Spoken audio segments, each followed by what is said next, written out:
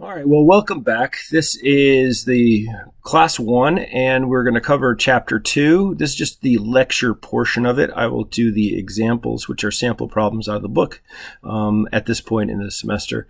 Later in the semester, I will probably be using problems other than the sample problems. But for the beginning, I'm just going to use the sample problems to help you think them through. They're there in the book, but I also want you to be able to have an opportunity to have this more to video to help explain some of the finer points that maybe are more difficult to understand just by reading. All right, so in Chapter 2, the statics of particles, our objectives are to describe the force as a vector quantity, right? We want to be able to do that.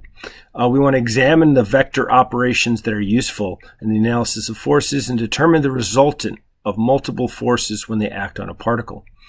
We want to resolve those forces into components, and we want to add the forces that are resolved into rectangular components.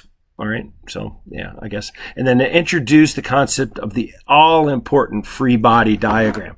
Jump up and down, everybody. Free body diagram, most important concept, I think, for a solid mechanics student, and one of the most important engineering things that could possibly exist. And we want to be able to use free body diagrams to assist in the analysis of planar and spatial particles and equilibrium, right? So that is statics. So one of the things we first want to take a look is let's define the most useful tool for a force, and that is the vector, right? The force vector.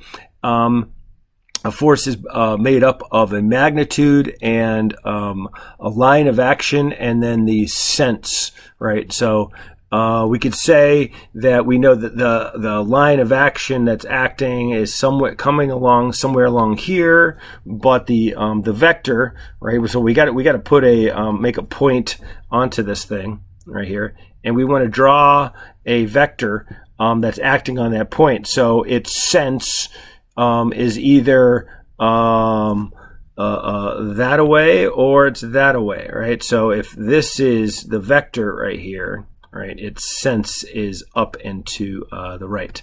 And I'll jump ahead and say what we would say is maybe because it's acting on A, we might call it vector with a hat, right? We define that vector. We might say on the left-hand side that vector is defined as 10 pounds, right? And then we give it a direction by using this little quadrant symbol, and we're going to say it's at 30 degrees, right? So that's the one that we've represented right here, right? And you know, it didn't really matter whether we put the force going that way right here. We could have alternatively drawn the force like right there, but we will label the thing right next to it A, like that, with a hat. So that's the first thing we want to talk about is some of those conventions. The vectors, well, they have this hat, right? And if we're going to give their definition right here, we could either go into terms of components. Whoops, decided to either components or a magnitude and an angle, right? Either one of those two things can be used. These are Cartesian unit vectors, right? So there's I and J, right? I just said them backwards, sorry. I usually write it this way right here, and J, and we put a little caret on the top for the unit vectors. And they just give they're just a line of action, really, in a sense. Their magnitude of a unit vector is just like it's a unit, it's 1. Right? It doesn't matter. So what we're really doing is we're applying a magnitude to a line of action and sense, right? Or we just say a direction, right? We have a magnitude and direction for the x component, which is going to be multiplied by I, and a magnitude direction, which is going to be the y component, which is multiplied by j. And if we want to find that magnitude of the total thing, right, of the resulting, it's just the square root of the sum of the squares. And if we want to get what that angle is, that is just rise over run, the inverse tangent of rise over run to get that, right? So that's something we do a lot. So make sure that you remember how to do it. Now, here is like the big thing. When we gotta find add two vectors together, and they could be anything. We just happen to be using R, P, and Q, and R is a nice one because resultant starts with R, so that's a good one to use to say, okay, so if you want to find what the resultant of two vectors P and Q are going to be, you add them together. And we use the parallelogram method, which is that we take a line that is parallel to P and we attach it to the tip of Q. And then we take a line that's parallel to Q and attach it to the tip of P. And then we could draw a line, an arrow right here, and that's going to be the resultant R, right? Alternatively, and quite often preferably, we can use the triangular method, and there's always a choice as to which way we go. We could, if we say that we want to add P and Q together, then we take the P and we draw it, and at its nose right here, we'll say that the arrow tip is the nose. We take the tail of Q, right? So I think of it as nose to tail. Right? And then if you want to find the resultant, you go tail, tail, nose, nose for the resultant there, the R. Well, I'm drawing vertically right here. I should move my Microsoft Surface and flip it over, but then you can't see my ugly mug in the camera. I will probably do that more often when I make these videos so you don't see me. But I want you to feel like that I'm here instead of just some random voice. And then, but you had, that was if we took P and added Q to it, but we could take Q and we could add P to it. And now we just take, at the nose of Q, we take the tail of P and put them in there. And then we go tail, tail, nose, nose. And you'll notice we get the same thing. The reason why I say triangular method or the triangle method is preferable is because now with this one, we can use law of sine and law of cosine to come up with a numeric answer to these, a numeric result. In section 2.1D, we have the resultant of several concurrent forces, right? So they're right here. They're just saying these two things are going to be equal to each other. So you could see that we could just keep adding them together, blah blah blah, and then you would get this resultant, right? That resultant would be P plus Q plus S. And they're just showing that here that you could go in any order, right? You could swap these things out. You could put them in all kinds of different things. We could play around with them. Just giving you the idea that, like, these things can move around and feel more comfortable with them, that you could put them together in any way. They're like the principle of, trying to remember the name of the mathematical principle where it could, P plus Q is equal to Q plus P, right? Yeah, I don't remember what that's called. Anyway, that's a sample problem. I'm going to do that separately. It was in class exercise. Here's something I want to review. So this is part of the lecture for class 1, and that's associated with section 2.1. It's not in the book. I don't know. Maybe it's hidden somewhere. I don't know. But it might be in an appendix where they review some of the geometry and trigonometry. This is from my book, The Engineering Dynamics Course Companion, that is coming out soon. If you want to figure out the unknown, some unknown sides or angles of a triangle, a non-right triangle, you can't use the quadratic equations. No, I'm thinking of something else. Yeah, you can't use the square root of the square of the hypotenuse, whatever. Yeah. You have to use the law of sines and law of cosines if it's a non-right triangle. All right, I'm messing it all up, but anyway, you know what I mean. And then this didn't come out the right way. For whatever reason, it didn't print out. That should be right here. And for this one, I decided when I put this together to use lowercase to represent magnitudes of the sides and uppercase to represent angles. And you'll notice, let's see, it'll let me erase. Yeah, it does. Okay.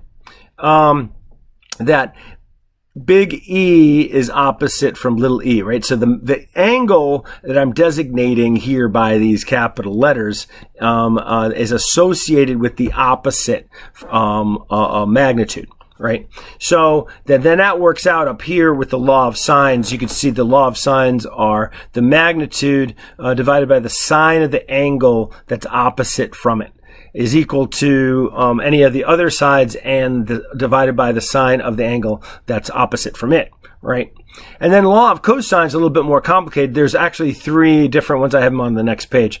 Three different forms of this. But if it's f that we want to find and we happen to know the magnitude of d, the magnitude of e, and the angle f that's opposite, right? So we have these three pieces of information, we could figure out what f is going to be.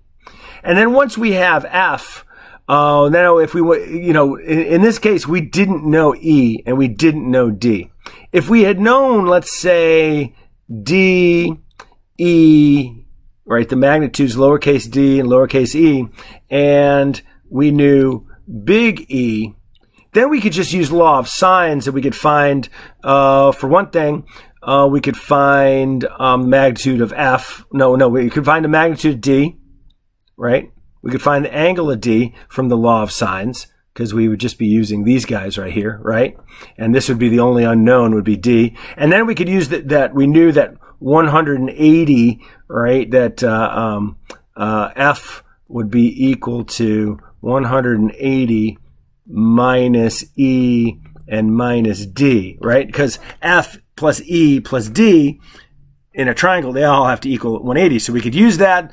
So then we could find the next angle, and then we could use law of sines again and find the unknown f right there. So we wouldn't have to use law of cosines in that situation. But in one of the most common situations that we have, like in the problems that the first sample problem that we do, we will know this, we'll be able to know this. So it's that right there. In that condition, we would use law of cosines in that form of it. And I described that right here. So I already described this, but we could use the magnitudes of d and e right here. This guy, oops, come on back. This guy and this guy and this guy. Use those things together to be able to find what f is going to be. And then once we had f, we could use the law of sines to either find e or d. We don't need to use it both because once you know e and f, you could find d with that 180 degrees, right? But you could use law of sines to find the other ones too. But once you did that, now we have all the information that we need. And then also, so right here, I'm just reminding you of that thing I've already talked about. Sometimes we might know f, and we might need to find either d or e, but we will know what the angles are going to be of d and e, right?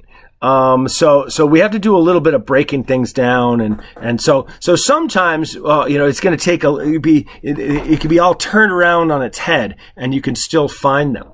But why we want to take a look at the form of the law of cosines. We let's see. I'm going to go back up.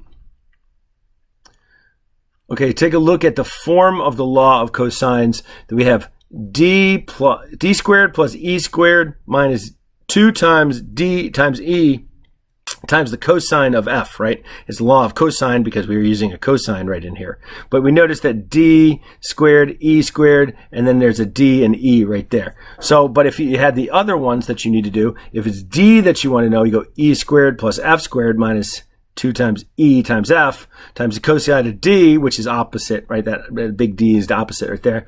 And the same thing for e squared, right?